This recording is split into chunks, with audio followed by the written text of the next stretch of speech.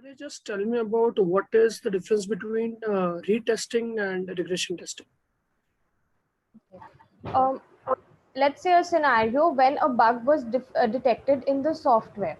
Okay, we gave it to the developer team, we passed it on, we reported it, and then they said they fixed it. Now when we again test the application, it is called retesting.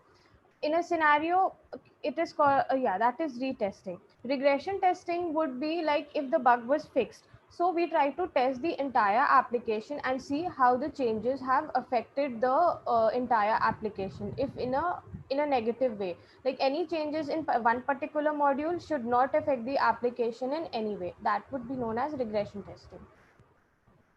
Okay, good enough.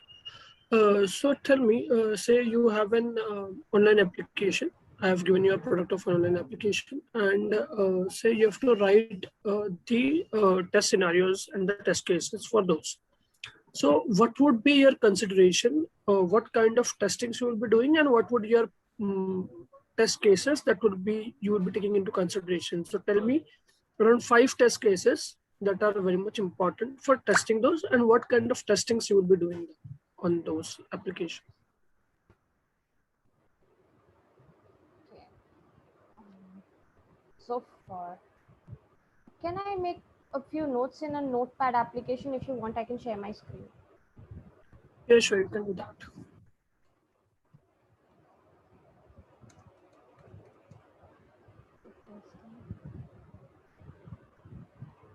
The very first thing I would start with is smoke testing of the application, just to check if the application is up and running properly, if it can launch. Okay, we will check the basic builds of the application.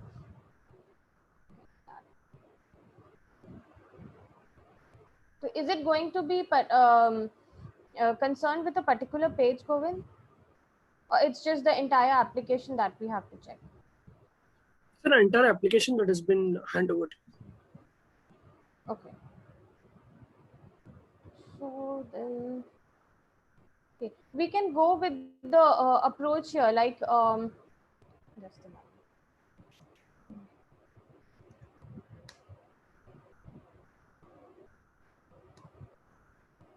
Yeah, we can start with the 5 types of the phases of testing as we had studied in the V model. It from unit testing, integration testing, system testing, then user acceptance testing. We can go ahead with that one by one. That would be my approach. And what would be your 5 prioritized test cases that you will test for that application?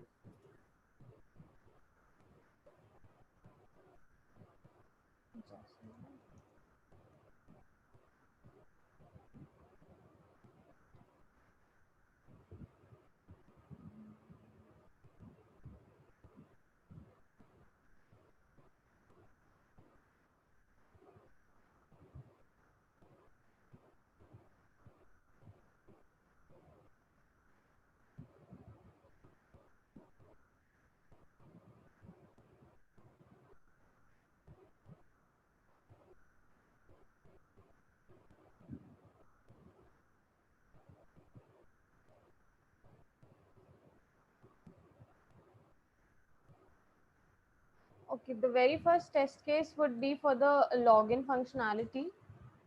Okay, I will first check the login functionality. Then I will check the internal functions or the services in the application.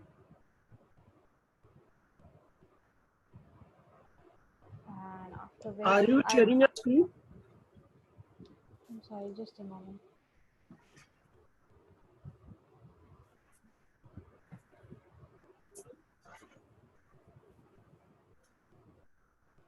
Okay.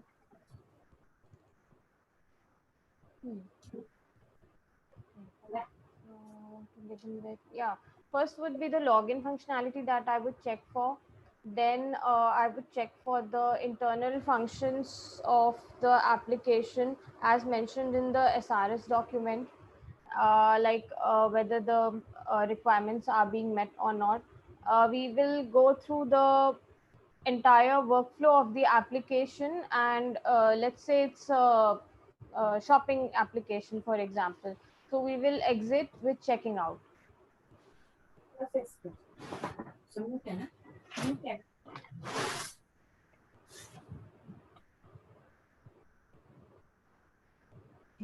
Okay, so tell me about what is integration testing and why do you think that we should do an integration testing? Integration testing basically refers to the approach when we try to join all the modules and check if the data flow and the workflow between the modules is correct, if the connections we try to establish between the modules was correct or not. So we have little modules. Suppose for example we have small modules in the application which were ready, we try to combine them, check the data connectivity, then we try to actually execute it and test it if they were able to connect correctly. So in integration testing, there are two types. Okay, one is okay. Yeah, we what happens is in integration testing, there's the top-down approach and the bottom approach, and also a hybrid approach. The other one comes as a big bang approach. Now, in the top-down approach, the upper modules are ready, whereas the lower modules are not. So what we do is we start checking from the top models, and we use a dummy code known as stubs in the top-down approach to check the lower modules. Okay, in the bottom-up approach, it's just the opposite. The lower Shelly, modules, yeah. sorry to interrupt you. Mhm. That's fine. Okay. Okay. So tell me that how are you good with SQL? How do you rate yourself for SQL? Yeah. The basics of SQL are known to me. It's a bit rusty, but it will be just a matter of days. I can pick up very quickly. So say out of 5, how much do you rate yourself? I would give me a 3 right now. Okay. So tell me what is the difference between a Cartesian product and a join?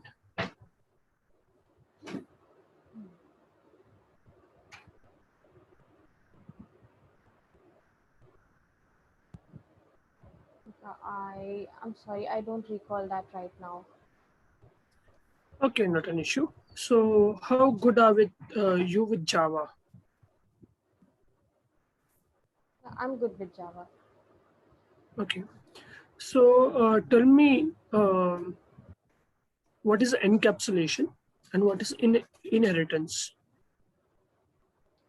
Encapsulation basically refers to the wrapping up of data, uh, the similar types of data into a class. We can say class is an encapsulation of an object.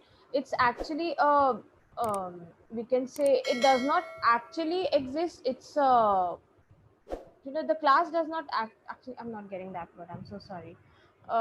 It's just that yeah, just the example of class that I gave, encapsulation is the concept where we try to combine similar types of data into a single object. That is encapsulation.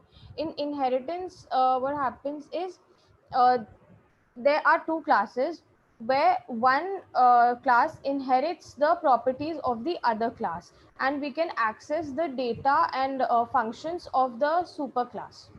The subclass can access it. It has both properties of the superclass. Uh, okay. Shaili, tell me what is bug leakage?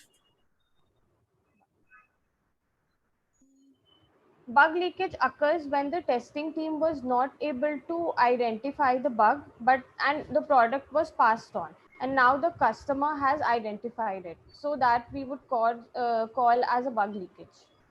And how it is differ from bug release?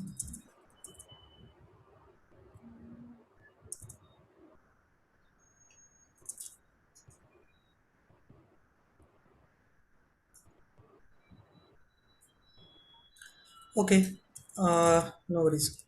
Can you please tell me what is traceability matrix in software testing? Yeah, the number of meetings and calls or the scrum calls we have been doing for the sprint, we would call that as traceability matrix. Okay. While working in your current organization, there might be some key challenges you face during the software testing. Yeah.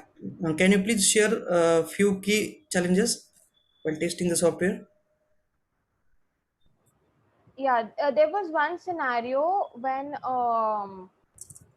the software was it was actually a web portal we were testing. Okay, it was software which ADP provides to its clients for. So it was a web portal. So we were trying to test that, and suddenly there were certain functionalities like the state functionality. For example, if we have to enter in the application for the organization when they try to sign up with us, that was not working in the application. So that is where we reported a bug, and we got it. I got it fixed. I reported the bug and I got it fixed with the help of the development team. And after retesting, it was closed. Okay, great. So, Shaili, one last question from my side. Uh, how do you decide when you have tested enough? Suppose there is any software or website, then in that case, how do you decide? You have tested that like enough.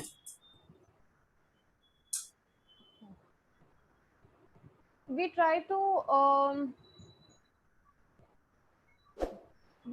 use the minimum number of test cases for the maximum number of in such a way that it can do a maximum coverage of the application. So as per the testing principle that exhaustive testing is not possible and the software cannot be 100% error free, our goal is to uh, check for the maximum suppose like just let's take an example of ECP and BVA approaches in software testing. So that is what we basically try to follow in our approach. We try to see that every possible decision or maybe every possible outcome has been tested with the optimized number of values. That is my approach in testing. Okay, and do you have any criteria or like some checkpoints for that?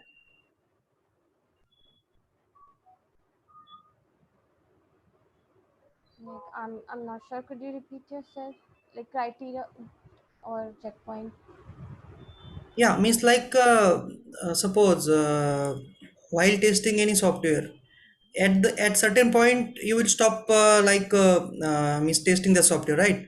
So for that stop point, do you have any criteria or checkpoints like some documents or something you can say these criteria, all criteria are like met. So right now I will stop testing like that.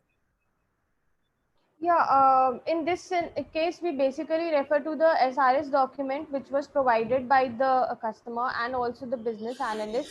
We try to check if all the requirements have been met and it has been tested in an optimized way, and then we can stop testing. Okay, thank you, Shaili. Deep, I am done from my side. Over to Yeah, you. I have one question where say say some of your test cases are not run and your exit criteria is meeting. That is, you can stop your testing. But yes, some of the test cases have not yet run. So will you stop testing?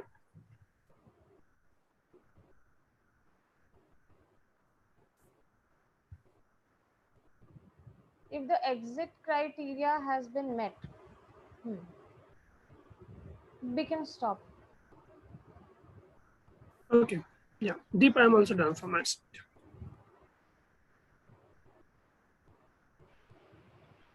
Okay, if you can stop sharing the screen, Shadi. Sure.